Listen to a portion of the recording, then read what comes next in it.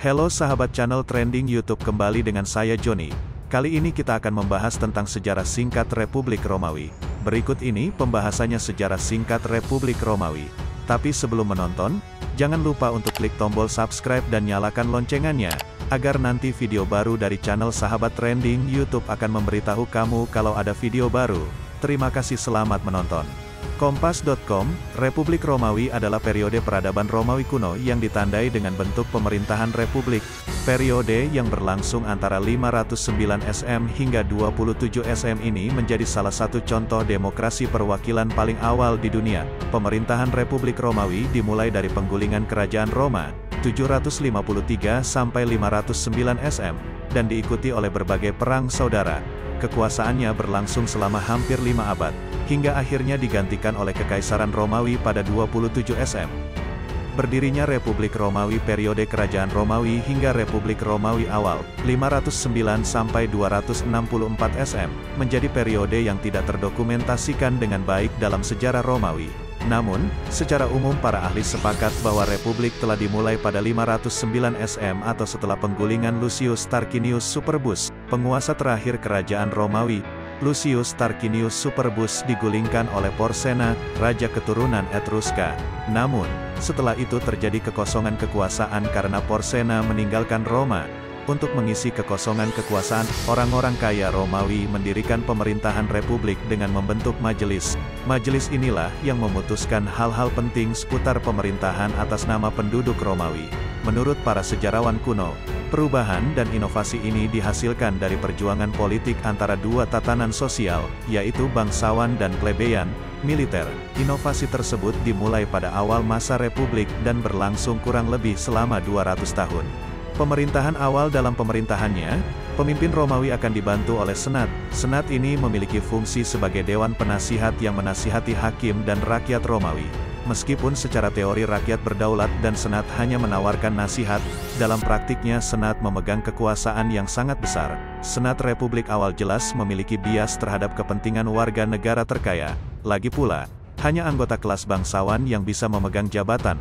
Oleh karena itu, kaum plebeyan, yang merupakan mayoritas tentara di pasukan Romawi, melakukan protes di luar tembok kota. Konflik ini menyebabkan pembentukan badan legislatif lainnya, seperti Dewan Pleb, Dewan Centuriata, dan Majelis Suku. Dewan Centuriata bersifat militer, yang berwenang menyatakan perang atau perdamaian dan memilih semua hakim yang menjalankan imperium atau kekuasaan militer. Sedangkan Majelis Suku adalah majelis sipil non-militer untuk memilih hakim yang tidak menjalankan imperium.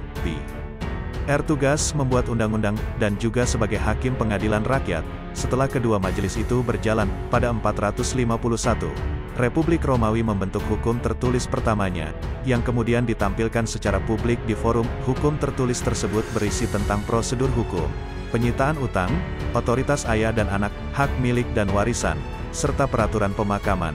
Secara garis besar, pemerintahan Republik Romawi dijalankan bersama-sama oleh tiga pihak, yaitu oleh konsul, senat, dan golongan plebeyan.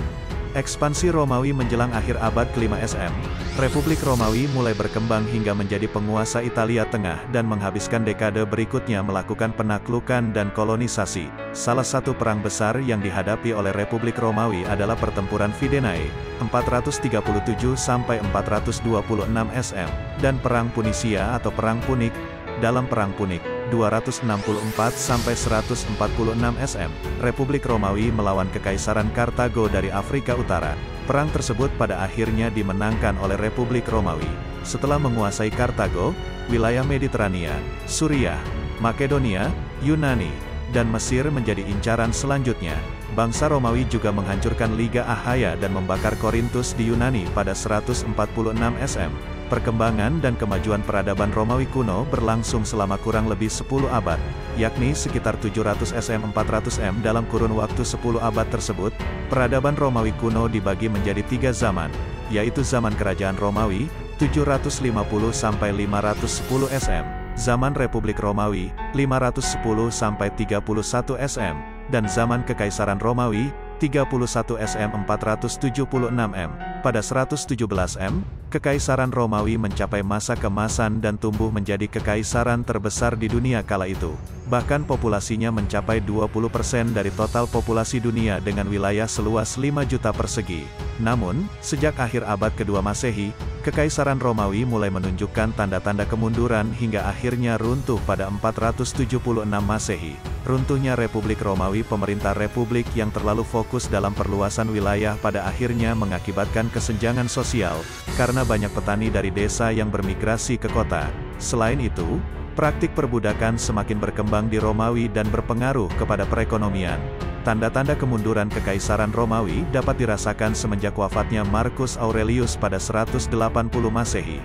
Pengganti Marcus Aurelius adalah kaisar-kaisar yang lemah, seperti contohnya Commodus, 180–193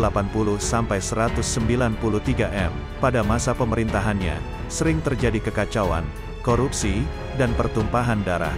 Commodus pun akhirnya terbunuh dalam huru-hara yang dilakukan oleh pihak militer. Seiring dengan merosotnya kewibawaan Roma, persaingan, konflik, intrik, dan kemelut internal juga semakin subur. Diocletianus, Kaisar Romawi yang berkuasa antara 284 sampai 305 m, berusaha untuk mengatasi sejumlah kemunduran supaya kekaisarannya tidak runtuh. Akan tetapi, upayanya untuk membangkitkan Kekaisaran Romawi juga tidak berhasil. Selain konflik internal, salah satu penyebab keruntuhan Kekaisaran Romawi adalah pecahnya kekaisaran menjadi dua. Pada masa pemerintahan Theodosius, Kekaisaran Roma dibagi menjadi dua bagian, yaitu Roma Barat dengan ibu kota di Roma dan Roma Timur dengan ibu kota di Konstantinopel. Pembagian ini didasari oleh serangkaian ancaman suku barbar yang selama puluhan tahun telah mengganggu stabilitas negara.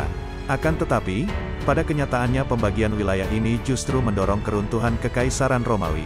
Segera setelah kematian Theodosius, kekacauan terjadi dan berbagai provinsi Roma penuh dengan kekuasaan bangsa asing. Pemerintahan Roma di barat mengalami keruntuhan pada 476 m usai dikalahkan oleh orang-orang barbar. Runtuhnya Kekaisaran Romawi Barat berakibat pada krisis sosial ekonomi dan sang kaisar tidak lagi memiliki kekuatan politik. Singkatnya, Kekaisaran Romawi benar-benar runtuh pada 476 m akibat serangan suku barbar yang dipimpin oleh Odoacer. Sementara Romawi Timur atau Kekaisaran Bizantium yang berpusat di Konstantinopel justru semakin makmur dan tidak tersentuh oleh serangan dari manapun hingga sekitar 1000 tahun kemudian. Akibatnya, terjadi ketegangan dan meletus perang saudara yang menandai transisi republik menuju kekaisaran. Tokoh-tokoh penting dalam perang saudara termasuk Gaius Marius, seorang jenderal dan negarawan Republik Romawi yang memegang jabatan konsul 7 kali berturut-turut, serta seorang perwira militer bernama Sulla. Pada periode selanjutnya, perang saudara melibatkan Pompeius, Cicero, dan Julius Caesar, yang akhirnya mengambil alih kekuasaan penuh atas Roma sebagai diktatornya. Setelah Julius Caesar dibunuh pada 44 sm, 3 serangkai Mark Antony atau Marcus Antonius, Lepidus, dan Octavianus, keponakan Caesar, memerintah Romawi.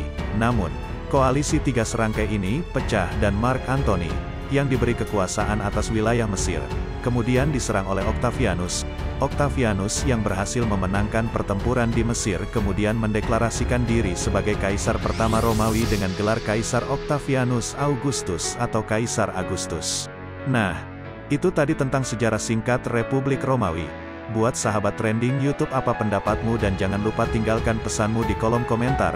Terima kasih sudah menonton video ini, salam toleransi.